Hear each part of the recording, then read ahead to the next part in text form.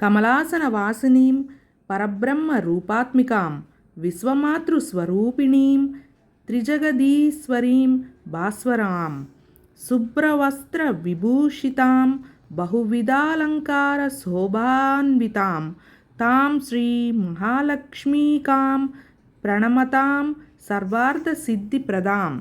పద్మాసనంపై కూర్చున్న పరబ్రహ్మ స్వరూపిణి పరమేశ్వరి జగన్మాత అయిన ఓ మహాలక్ష్మీదేవి, నీకు నమస్కరిస్తున్నాను. తెల్లని వస్త్రాలు ధరించి అనేక ఆభరణాలతో అలంకరించబడి జగత్తును స్థిరంగా ఉంచే జగన్మాత అయిన ఓ మహాలక్ష్మీదేవి, నీకు నమస్కరిస్తున్నాను.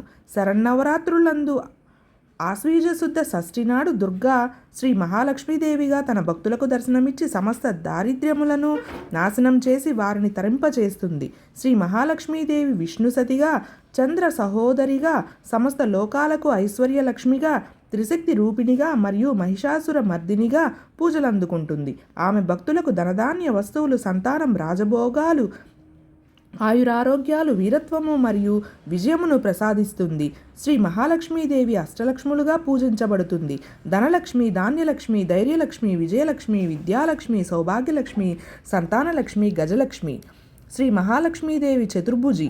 ఆమె గజరాజు కొలువును స్వీకరిస్తూ 2 చేతులలో కమలములను, మరో 2 చేతులలో అభయవర ముద్రలతో దర్శనమిస్తుంది. ఆమెను గులాబీ రంగు చీరతో అలంకరిస్తారు. సర్వాభరణ భూషితురాలైన భక్తులకు దర్శనమిస్తుంది. విజయవాడ ఇంద్రకీలాద్రిపై వెలిసిన కనకదుర్గమ్మ వారిని ఆ రోజు శ్రీ మహాలక్ష్మీదేవిగా అలంకరిస్తారు. నైవేద్యంగా రవ్వకేసరి సమర్పిస్తారు. భక్తులు ఆమెను ఎరుపు రంగు పూలతో పూజిస్తారు. శ్రీ మహాలక్ష్మీదేవిని పూజించడం వలన అనేక లాభాలు కలుగుతాయి. సకల దారిద్ర్యాలు నశిస్తాయి. ఐశ్వర్యం, సంపద లభిస్తాయి. శత్రుబాధలు తొలగిపోతాయి. వ్యాపారంలో అభివృద్ధి కలుగుతుంది. గృహప్రవేశానికి శుభ సమయం లభిస్తుంది. విద్యార్థులకు మంచి ఫలితాలు లభిస్తాయి. ఓం శ్రీం హ్రీం క్లీం మహాలక్ష్మీ స్వాహ అనే మంత్రాన్ని 108 సార్లు జపించాలి. లక్ష్మీ యంత్రాన్ని పూజించాలి. లక్ష్మీ అష్టోత్తరం, లక్ష్మీ సహస్రనామ స్తోత్రం, లక్ష్మీ కవచం అష్టకం పఠించాలి. శ్రీ సూక్తం పారాయణం చేయాలి. ఓం మహాదేవ్యే చ విద్మహే విష్ణు పత్నే చ ధీమహి తన్నో లక్ష్మీ ప్రచోదయాత్. శ్రీ మహాలక్ష్మీదేవిని ఆరాధించడం వలన భక్తులు సకల ఐశ్వర్యాలను పొంది సుఖ సంతోషాలతో జీవితాన్ని గడుపుతారని విశ్వాసం.